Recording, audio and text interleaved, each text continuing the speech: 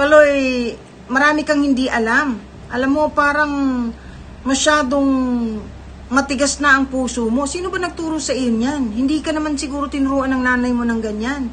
Kahit ano pang kasalanan ng nanay mo pa rin yan. Kahit gaano kasama ang ina mo pa rin yan. Tatandaan ninyo yan. You're supposed to learn from each other. It's too bad kung nagkaroon ng kasalanan ng nanay mo sa'yo. So what? Kailangan mo rin bang maging bad? Di learn from it.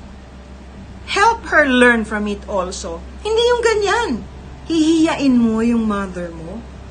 Tatawagin mong magnanakaw. Tandaan mo, your cells galing sa ina mo hanggang mamatay ka.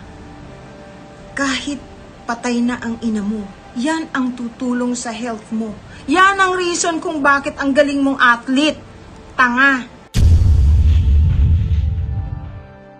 Ang bitter-anang aktres na si Elizabeth Oropesa ay nagsalita na ukol sa isyong kinasasangkutan ng pamilya Yulo.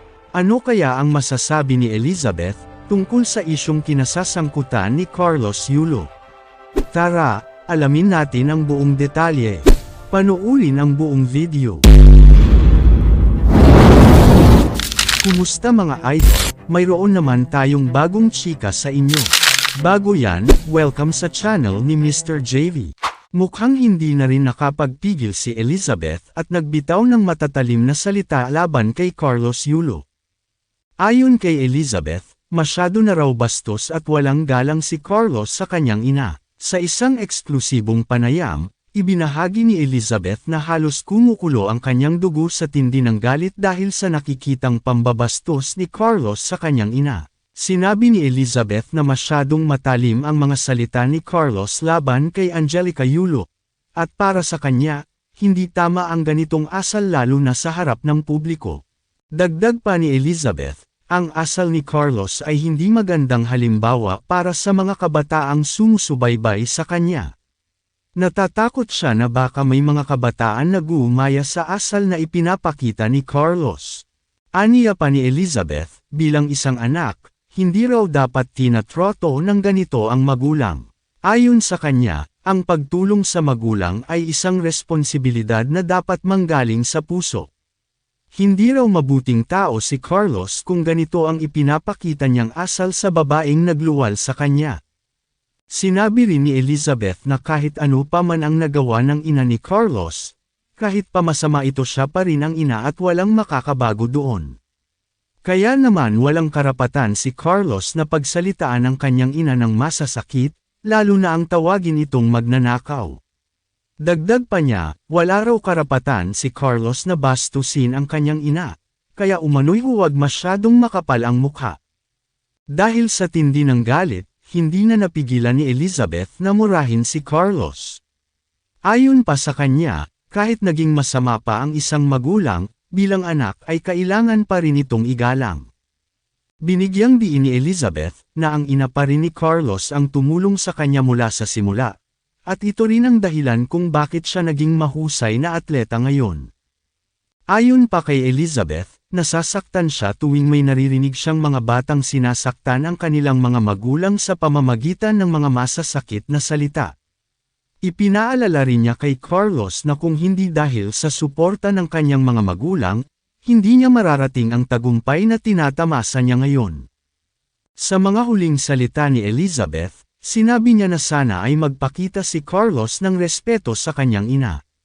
Dahil kung ang ipinapakita niya ay kawalan ng respeto, malamang ito rin ang maging tugon ng kanyang nobya sa kanya sa hinaharap. No apologies. I would like to talk about Kaloy Yulo. I'm terribly sorry but I cannot help it anymore. You know, masyado nang matindi ang tabas ng dila ng batang ito. Hindi po ako sang-ayon. The way he's treating his mother is horrible. Wala po akong pakialam dun sa girlfriend niya, kung sino man yun, ano. Siya bilang anak, hindi dapat nagtatrato ng magulang ng ganyan. Kahit anong sabihin, mali po yun. Yung pagtulong sa magulang ay hindi responsibilidad. Ito po ay galing sa puso ng taong marunong magmahal sa kapwa, kay nanay mo o hindi, pero lalo na kung nanay mo. Kung mabuti kang tao, hindi ka magsasalita ng kung ano-ano dun sa babaeng pinanggalingan mo kaya ka nabuhay. Iho, Kaloy, marami kang hindi alam. Alam mo, parang masyadong matigas na ang puso mo. Sino ba nagturo sa iyo niyan? Hindi ka naman siguro tinuruan ng nanay mo ng ganyan. Kahit ano pang kasalanan ng nanay mo pa rin yan. Kahit gano'ng kasama ang ina mo pa rin yan. Tatandaan ninyo yan. You're supposed to learn from each other. It's too bad kung nagkaroon ng kasalanan ng nanay mo sa'yo. So what? Kailangan mo rin bang maging bad? Di learn from it.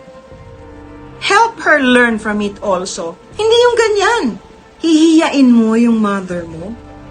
Tatawagin mong magnanakaw. Tandaan mo, your cells galing sa ina mo hanggang mamatay ka. Kahit patay na ang ina mo, yan ang tutulong sa health mo. Yan ang reason kung bakit ang galing mong athlete. Tanga.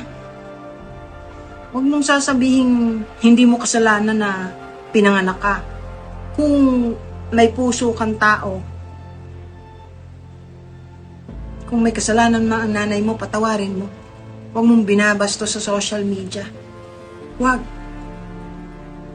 Babalik at babalik yan sa'yo. Mag-uumpisa na. Hindi mo napansin? Daming galit sa'yo. Basta, kahit gaano kasama ang ina, kahit gaano kalaki ang kasalanan, ina mo pa rin yun. Bago matapos ang video na ito, ano ang masasabi nyo sa chika topic natin ngayon? At syempre inaanyayahan ko kayo na mag-like at share para mas lalo pa mabulabog ang mga marites at paretes. Hindi naman ako nagmamakaawa sa inyo mga idol, pero sana maawa na kayo.